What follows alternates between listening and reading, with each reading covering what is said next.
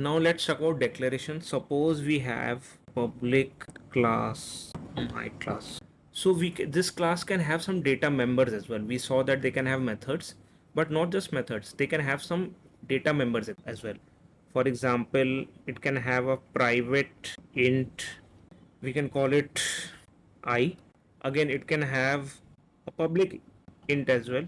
We can call it J. Again, we can have a protected int as well. We can call it K.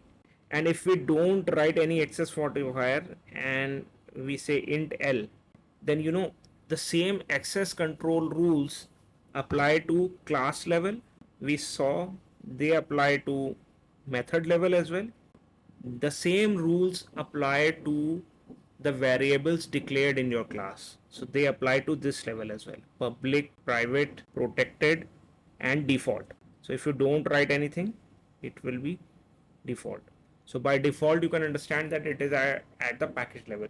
So this variable L can be visible to other classes of the same package where my class is living. This variable I will not be visible to any other class. This variable J will be visible to all classes of all packages, and this variable K will be visible to classes within the same package as my class and child classes of my class, whether they are in any other packages.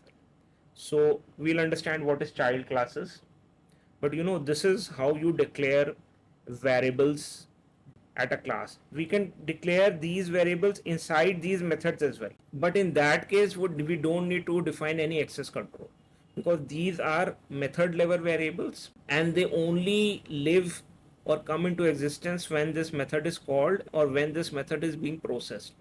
As soon as the method is complete, they die. Their existence has no meaning then. And there, in method level variables, we don't have, for example, if we have a public method, here you can define int I, int j, long, k, char a, and then you can do some business calculations as well, and then return a result as well.